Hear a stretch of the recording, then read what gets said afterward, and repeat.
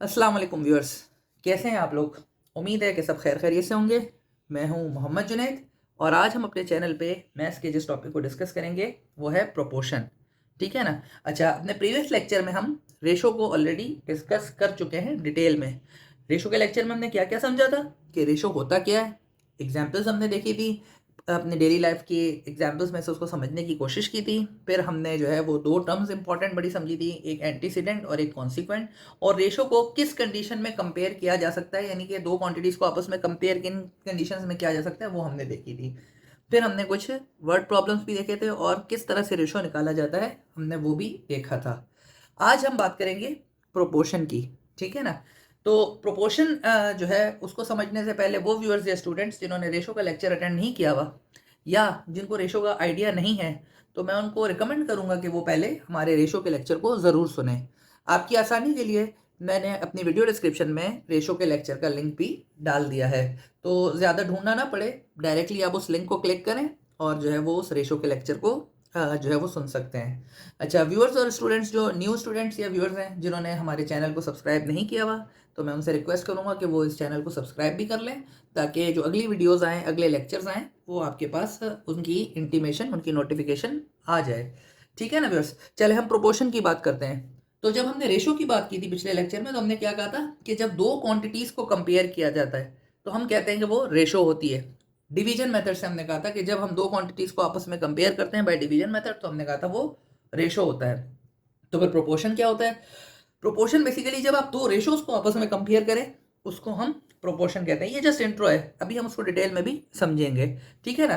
तो दोबारा से दोनों के फर्क को समझिए। रेशो में हमने क्या कहा कि जब हम दो क्वांटिटीज को कंपेयर करते हैं तो that is called the ratio. जबकि अगर हम दो रेशोज को आपस में कंपेयर कर रहे हो तो उसको हम प्रोपोर्शन कहते हैं। अच्छा, प्रोपोर्शन की डिटेल में जाने से पहले एक और टर्म हम समझ लेते हैं, that is called the equivalent ratio. ठीक है ना? अच्छा, हमने ये भी देखा था कि रेशो को हम एक्सप्रेस कर सकते हैं in the form of fraction as well. ठीक है ना? तो चूंकि रेशो और फ्रैक्शन में आपस में रिलेशन है, हम रेशो को एक्सप्रेस कर सकते हैं in the form of fraction भी। ठीक है ना? जैसे कि मैं एक एग्जांपल आपके सामने लिखता हूं कि अगर मेरे पास एक रेशो है ए रेशो बी, तो मैं इसको किस तरह लिख सकता हूं इन द फॉर्म ऑफ फ्रैक्शन? मैं इसको लिख सकता हूं ए अपॉन बी। ए जो था वो न्यूमरेटर है और बी जो है वो डिनोमिनेटर है। और अगर रेशो के हम बात करते हैं रेशो के टर्म्स में, तो हम क्या कहते हैं, जो पहली टर्म है ये क्या कहलाती थी? एंटीसीडेंट। ठीक है ना? ये सारी चीज़ें हमने रेशो के लेक्चर्स में डिस्कस की हुई। और जो बी होता है वो क्या कहलाता है? कॉन्सीक्वेंट। ठीक है ना व्यूअर्स? तो हमने ये अपने प्रीवियस लेक्चर में डिस्कस किया था। तो हमने देखा जो एंटीसीडेंट है वो न्यूमरेटर बनता है और जो कॉन्सिक्वेंट है वो डिनोमिनेटर बनता है। तो सिमिलरली जब चूंकि हम रेशो को फ्रैक्शन के टर्म में भी एक्सप्रेस कर सकते हैं, तो जो इक्विवेलेंट रेशो का कंसेप्ट है वो मोर और लेस आपका इक्विवेलेंट फ्रैक्शन के कंसेप्ट से मिलता जुलता है। अब इक्विवेलेंट फ्रैक्शन को भी हम अपने प्रीवियस लेक्चर्स में डिस्कस कर चुके हैं, और जो इक्विवेलेंट फ्रैक्शंस के टॉपिक को सुनना चाहते हैं उनके लिए हमने वो लिंक जो है वो ऑलरेडी अपने वीडियो डिस्क्रिप्शन में मेंशन कर दिया है। तो चले हम इक्विवेलेंट रेशो को भी समझते हैं। ठीक है? और फिर हम कोशिश करेंगे कि हम ये कंपैरिजन भी कर लें कि ये इक्विवेलेंट फ्रैक्शन से किस तरह मुमासलत रखता है। ठीक है ना व्यूअर्स? तो इक्विवेलेंट रेशो को समझने के लिए हम एक एग्जाम्पल पे जाते हैं। हम कहते हैं कि फाइंड द रेशो किसका? Number of lions to number of leg. ठीक है ना? तो आपको पता है कि एक लॉइन के पास कितने लेग्स होते हैं? 4 लेग्स होते हैं। तो अगर नंबर ऑफ लॉइन 1 है, ठीक है, अगर नंबर ऑफ लॉइंस 1 है तो उसके नंबर ऑफ लेग्स कितने होंगे? जी, 4 होंगे। बिल्कुल ठीक है। तो अगर हमें रेशो निकालना है 1 लॉइन का और 2 नंबर ऑफ लेग्स, तो हम क्या लिख सकते हैं? Number of lion's 2 number of legs, तो नंबर ऑफ लॉइन 1 है तो ratio number of legs 1/1 ratio 4 आ जाएगा। क्लियर है व्यूअर्स? अच्छा, अब मैं कहता हूं कि मेरे पास नंबर ऑफ लॉइंस हो गए 2। ठीक है, तो नंबर ऑफ लेग्स कितने हो जाएंगे? डेफिनेटली मेरे पास नंबर ऑफ लेग्स एक लॉइन के अगर 4 हैं तो दो लॉइंस के 8 हो जाएंगे। तो अगर मैं अब इनका रेशो निकालना चाहूँ, number of 2 lions to number of legs, तो क्या हो जाएगा? 2:8। क्लियर है व्यूअर्स ये वाली बात? चले आगे बढ़ते हैं। अब मैंने लॉइंस बढ़ा के कर दिए 3। ठीक है, अगर मैं 3 लॉइंस की बात करूं और मैं कहूं कि इसमें नंबर ऑफ लेग्स कितने हो जाएंगे, तो नंबर ऑफ लेग्स कितने होने चाहिए? 3 लॉइन के, एक के 4, दूसरे के 4 8, और तीसरा लॉइन भी जब ऐड हो गया तो हो जाएंगे 12। ठीक है, अब अगर मैं इनका रेशो निकालना चाहूँ यानी 3 नंबर ऑफ लॉइंस का to its number of leg में निकालना चाहूँ तो क्या रेशो बनेगा? 3:12। सिमिलरली अगर मैं नंबर ऑफ लॉइंस को 4 कर देता हूँ तो क्या हो जाएंगे नंबर ऑफ लेग्स? 16 हो जाएंगे। ठीक है ना, 1 लॉइन के 4 तो 4 लॉइंस के 16 और रेशो क्या निकल आएगा? 4:16। क्लियर है व्यूअर्स यहाँ तक कि किस तरह हमने ये रेशो निकाला number of lions to number of legs का। चलें अब हम इन जो रेशोज को निकाला इसको ज़रा गौर करते हैं। पहला है 1:4, दूसरा है 2:8, तीसरा है 3:12 और चौथा है 4:16। अच्छा, हम क्या करते हैं अब इनको सिंप्लीफाइड फॉर्म में लाने की कोशिश करते हैं। तो 1:4 क्या हम इसको मज़ीद सिंप्लीफाई कर सकते हैं? तो जी नहीं, बिल्कुल हम नहीं कर सकते। इसको हम 1:4 ही लिखेंगे क्योंकि मज़ीद इससे ज़्यादा ये लोवेस्ट टर्म पर नहीं जा सकता। चलें दूसरे को देखते हैं हम 2:8। तो क्या हम इसको मज़ीद लोवेस्ट टर्म पे लेके जा सकते हैं? तो लोवेस्ट टर्म पे लेके जाने के लिए हम क्या करेंगे, इसको किसी कॉमन नंबर से डिवाइड करें, यानी दोनों टर्म्स एंटीसीडेंट और कॉन्सिक्वेंट दोनों को हमने एक ही नंबर से डिवाइड करना है। ऐसा नहीं है कि आपने सिर्फ एक टर्म को यानी एंटीसीडेंट या एक कॉन्सिक्वेंट को डिवाइड किया, नहीं। इक्वलेंसी मेंटेन करने के लिए ज़रूरी है कि आप दोनों टर्म्स को एक ही नंबर से डिवाइड करें ताकि रिजल्ट पर इफेक्ट ना पड़े। तो आप देखें इन दोनों को आप किसी नंबर से कॉमन नंबर से डिवाइड कर सकते हैं। तो बिल्कुल 2 और 8 है तो 2 के टेबल में जाता है। अगर मैं 2 के टेबल से इसको करूं तो 2 1 ज़ा 4 हो जाता है और 2 4 ज़ा 8 हो जाता है। तो रेशो क्या हो जाएगा सिंप्लीफाई? अगर मैं इन दोनों को 2 से डिवाइड करता हूं तो 2 से डिवाइड करने के बाद इसका रेशो आ जाएगा 1:4। ठीक है ना। चलें आगे बढ़ते हैं। तीसरा फिगर है आपके पास 3:12। दोबारा से वही बात करते हैं, क्या हम इसको लोवेस्ट टर्म पे रिड्यूस कर सकते हैं? तो जी बिल्कुल। 3 और 12 एक कॉमन टेबल 3 है जिसमें दोनों आते हैं, तो हम दोनों टर्म्स को 3 से डिवाइड करेंगे तो 3 1 ज़ा 3 और 12 को जब 3 से डिवाइड करेंगे तो 3 4 ज़ा 12। वंस अगेन रेशो आपके पास क्या आ गया? 1:4। चौथी टर्म देखते हैं 4:16। सिमिलरली इसको भी हम सिंप्लीफाई कर सकते हैं। ठीक है ना, तो इसको हम अगर 2 के टेबल से भी सिंप्लीफाई कर सकते हैं। हम कहेंगे 2 2 ज़ा 4 और 2 8 ज़ा 16। वंस अगेन 2 और 8 अभी लोवेस्ट टर्म नहीं आई है, दोनों मजीद और सिंप्लीफाई हो सकते हैं। अगर मैं मजीद 2 से डिवाइड करूँ तो 2 1 ज़ा 2 2 4 ज़ा 8। तो रिड्यूस टू लोवेस्ट टर्म जब हमने किया तो ये 1:4 ही आ गया। ठीक है ना, तो चूंकि हमने देखा कि 2:8 था, 3:12 था, 4:16, जब हम इनको भी रिड्यूस करते हैं लोवेस्ट टर्म पे तो इनका रेशो भी 1:4 के बराबर ही आ जाता है। तो ये तमाम रेशोज 1:4, 2:8, 3:12 और 4:16 ये तमाम क्या कहलाएंगे? ये इक्विवेलेंट रेशोज कहलाएंगे। है ना व्यूअर्स, तो ये तमाम रेशोज क्या कहलाएंगे? इक्विवेलेंट रेशोज कहलाएंगे। क्लियर है आपको ये इक्विवेलेंट रेशोज का कंसेप्ट? बिल्कुल इक्विवेलेंट फ्रैक्शन की तरह ही है। ठीक है ना, इक्विवेलेंट फ्रैक्शन में भी हम यही बात करते थे कि इक्विवेलेंट फ्रैक्शन में कि अगर किसी फ्रैक्शन को हम जो है वो उसके न्यूमरेटर और डिनोमिनेटर को सेम नंबर से मल्टीप्लाई कर दें या डिवाइड कर दें तो वो हमारा इक्विवेलेंट फ्रैक्शन आता है। फॉर एग्जांपल जस्ट मैं एक रिकैप के लिए आपको बता रहा हूँ, अगर आपने डिटेल देखनी है तो आप फ्रैक्शन के हमारे लेक्चर को ज़रूर सुने, लेकिन मैं वैसे एक एग्जाम्पल बता रहा हूँ। जैसे कि 2/7 था, अगर मैं इसके न्यूमरेटर और डिनोमिनेटर को 2 से मल्टीप्लाई कर दूं तो क्या हो जाएगा? 2 2 ज़ा 4, 7 2 ज़ा 14। तो 2/7 का इक्विवेलेंट फ्रैक्शन आपके पास एक आ जाता था 4/14। ठीक है ना। इसी तरह अगर मैं कहता हूं कि मेरे पास अगर जो है वो 4/9 है और मैं इसका जो है वो इक्विवेलेंट फ्रैक्शन निकालना चाहता हूं, तो अगर मैं इसको 2 3 4 या किसी भी नंबर से मल्टीप्लाई कर दूं, लेकिन शर्त क्या है? दोनों को न्यूमरेटर और डिनोमिनेटर को एक ही नंबर से मल्टीप्लाई किया जाए तो 8/18 आ जाएगा। 4 2 ज़ा 8 और 9 2 ज़ा 18। सो ये आपका इक्विवेलेंट फ्रैक्शन है 4/9 का। और आप देख सकते हैं अगर मैं इसको सिंप्लीफाई करूं लोवेस्ट टर्म पर लेकर आऊं तो 2 4 ज़ा 8 और 2 9 ज़ा 18, तो ये 4/9 ही आ जाता है। तो ये आपका इक्विवेलेंट फ्रैक्शन है। ठीक है ना, तो समझ आई आपको इक्विवेलेंट फ्रैक्शन और इक्विवेलेंट रेशो का जो है वो कंसेप्ट, दोनों का कंसेप्ट एक ही है। जिसने इक्विवेलेंट फ्रैक्शन को अच्छे से समझा हुआ है उसके लिए इक्विवेलेंट रेशो समझना कोई मुश्किल बात नहीं है। ठीक है ना व्यूअर्स, तो आगे बढ़ते हैं मजीद। जब आपने इक्विवेलेंट रेशो के कंसेप्ट को समझ लिया, ठीक है ना, और उसका कोरिलेशन भी देख लिया कि किस तरह से रेशो और फ्रैक्शन आपस में लिंक है, जैसे कि मैंने आपको ऊपर ही एक्सप्लेन किया था, जो एंटीसीडेंट कॉन्सिक्वेंट और जो है आपका एंटीसीडेंट और कॉन्सिक्वेंट, और दूसरा हमने न्यूमरेटर और डिनोमिनेटर का आपस में जो कोरिलेट किया था। ठीक है ना व्यूअर्स, तो आगे बढ़ते हैं। आगे हम आते हैं प्रोपोर्शन की तरफ।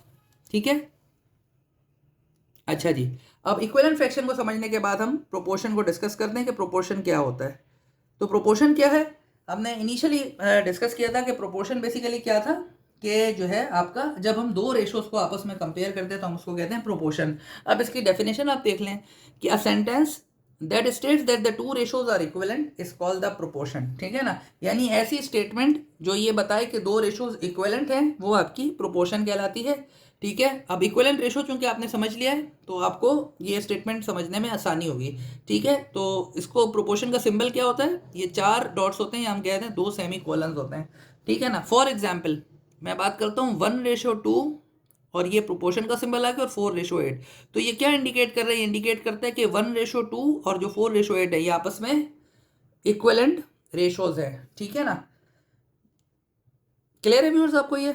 सेकंड एग्जाम्पल भी आप देख लें 1:3 और ये प्रोपोर्शन का सिंबल और 4:12। तो ये क्या इंडिकेट कर रहा है कि रेशो 1:3 जो है ये आपका 4:12 के साथ इक्विवेलेंट है। और आप देख भी सकते हैं कि अगर हम जो है वो इनको रिड्यूस करें अपनी लोवेस्ट टर्म पर, तो अगर इसको मैं दोनों को 4 से डिवाइड करूं तो ये 1 आ जाएगा, 4 1 4 और ये आ जाएगा 4 2 8। तो देखें 1:2 ही बन रहा है।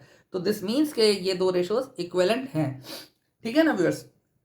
अच्छा, अब ये जो प्रोपोर्शन की हमने स्टेटमेंट लिखी है या सेंटेंस लिखा है प्रोपोर्शन का, ठीक है ना, इसमें आप देख रहे हैं ये जो पहला रेशो है इसका एंटीसीडेंट और जो दूसरा रेशो है उसका कॉन्सिक्वेंट।